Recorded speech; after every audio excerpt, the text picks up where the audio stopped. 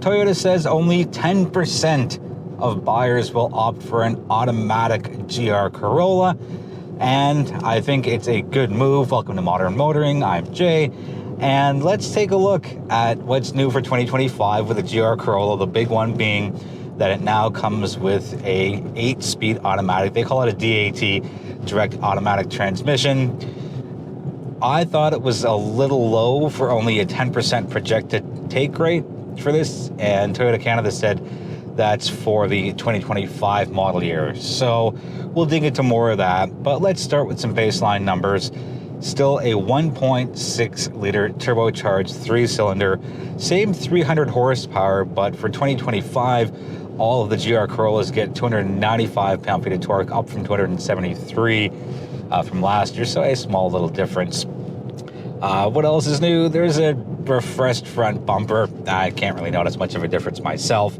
On the very nuts and bolts side, Toyota says that there are now rebound springs that have been added to the front and rear suspension, and the rear coils and stabilizers have been refined. There's launch control here. The short version is Toyota wants to eliminate the barrier for people to be able to enjoy the GR Corolla. It's the opposite of what they did with the Supra, where it came out with an automatic first, and a few years later they came out with a manual. I think this was in the pipeline all along. I don't know why they wouldn't have launched with both to have that nice wider appeal straight out of the gate, that it allows a wider range of people to enjoy the GR Corolla.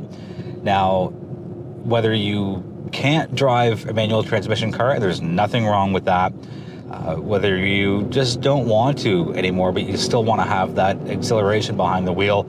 Maybe you live in a very heavy urbanized area like downtown Toronto, or one of any major cities in Canada, or the US for that matter, and it becomes, I don't want to say a hassle, but it becomes cumbersome to always be shifting in rush hour traffic. And Steph and I went from Mississauga to Toronto last week, and what should have been a 25-minute drive took a little closer. I think it was 70 minutes, maybe 75, and it was along the 401 going across the city, and I was pretty happy and thankful, especially my left foot, that this automatic was the car that I took as opposed to a manual. And I've got no problem with manuals, and I still see a lot of value in them, even if manufacturers are slowly taking them out of the lineup, the Golf R being the one that comes to mind, where 2024 was their last year there. But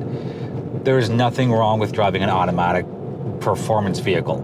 Nothing at all. The Elantra N comes in manual as well as automatic, just as one of my first examples. So let's get into how the automatic transmission GR Corolla drives. Toyota says this is a very advanced automatic transmission, and their specific wording is the transmission software senses how you step on the accelerator, and it senses how you step on the brake. It anticipates optimal gear changes to really have you not worry about the gear changes, but to be more focused on the handling and twists and turns and cornering side of things. If you've watched any of the other videos here on Modern Motoring, we don't focus on performance vehicles. Yes, we include them, but our thing is we want to show you what it's like as a daily driver. You know, the perks, quirks, and irks, things you might not notice, things to be mindful of. So this has not been taken to a track at all. I haven't done any wild and crazy driving. What I have noticed is that there's a lot of responsiveness. It runs up and down those 8 gears very quickly and very efficiently.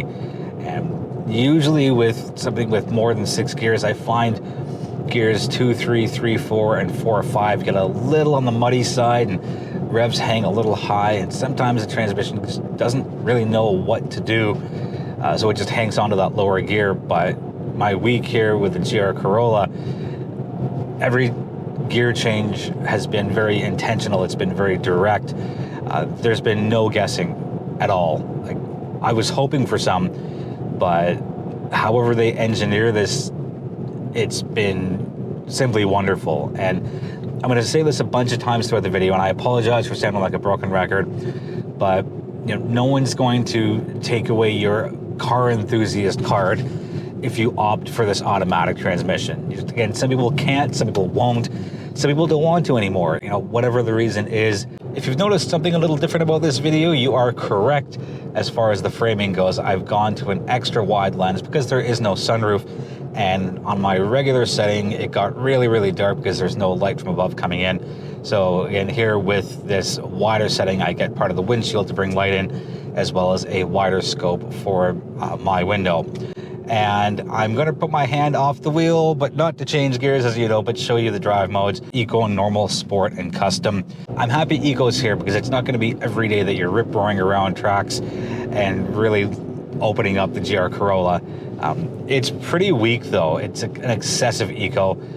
Normal is, well, normal, and you really start to feel all the goodness out of it. And I think you can get away with hanging out in normal drive mode for day-to-day driving. Sure, you could pop it into sport, but I would say, if you're doing anything on city streets and, for the majority of your highway/freeway driving, normal does it. Sport just adds that big exclamation point to it. Sounds get a little on the more happier side if you are an enthusiast. And there's always going to be that low hum/rumble, even in Eco. This tiny little 3-cylinder engine puts out a ton of power, so it's not quite as intrusive as some of its competitors. I'd say it's somewhat tame as far as the intrusiveness of the noise coming in, but it is so responsive. You just tap your right foot down and off you go. Very little understeer, very little oversteer, and just an excellent car to drive. There's only one trim here for the automatic, and they throw everything in here. So you get your head-up display, you get a premium JBL audio system, you get your digital instrument cluster, you get your heated seats, 2 stages, you get your heated steering wheel. Really, everything that you need is here. There is no spare tire. There's a tire fill kit, and that's to save weight. There is no sunroof, again, to save weight. The hood is made using very lightweight materials, again, to save weight. Everything else is predictable Toyota. You get Toyota Safety Sense 3.0, because again, as a daily driver, you have to have a lot of that safety. You don't have to, but I think it's good that Toyota included a lot of those standard safety features as well.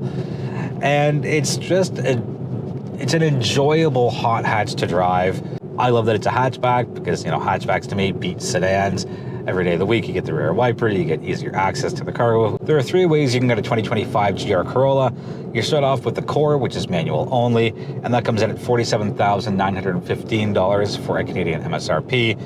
You upgrade that to the premium manual transmission for $55,917, or you opt for what we have here, which is the automatic premium, and that comes in at $58,137.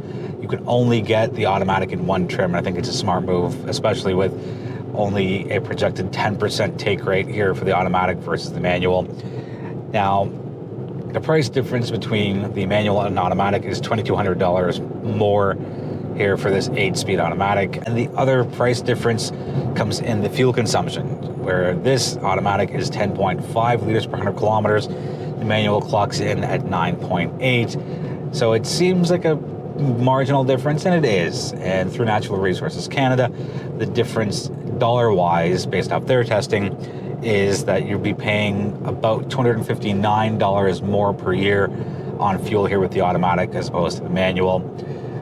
I think once you're in this price point, a few $100s in fuel doesn't really make a lot of an impact when it comes to your buying decisions. Again, there's nothing wrong with wanting an automatic.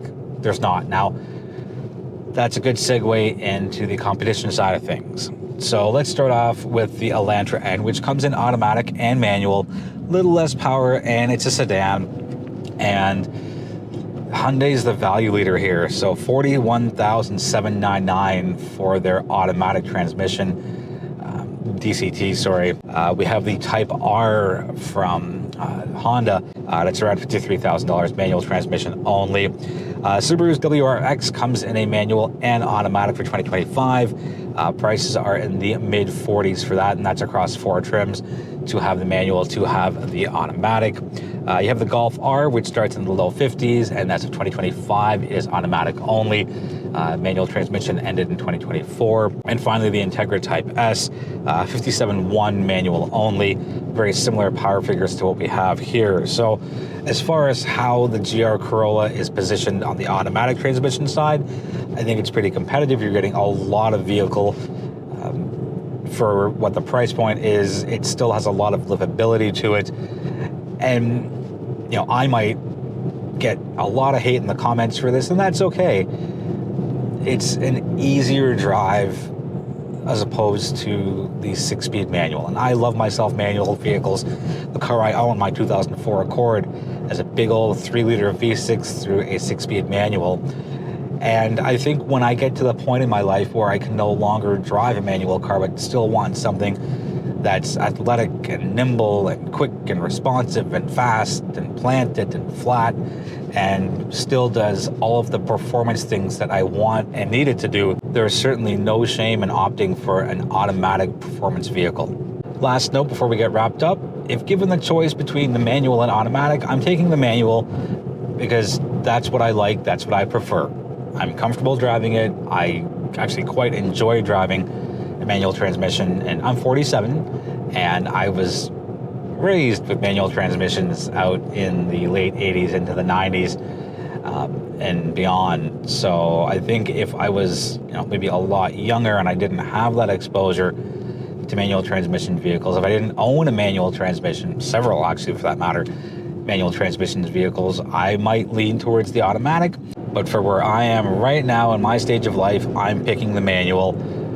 Again, nothing is wrong with the automatic at all. It's put together quite nicely. The steering feel and the responsiveness, again, everything that the manual GR Corolla does, the automatic GR Corolla does. It's just, you're not shifting your own gears, and you know, you're trusting in the machine. And for my week here, the machine's done extremely well. That's going to wrap it up for the 2025 Toyota GR Corolla automatic transmission. Let me know if you have any questions on what you've seen. I'm more than happy to get you answers as soon as possible.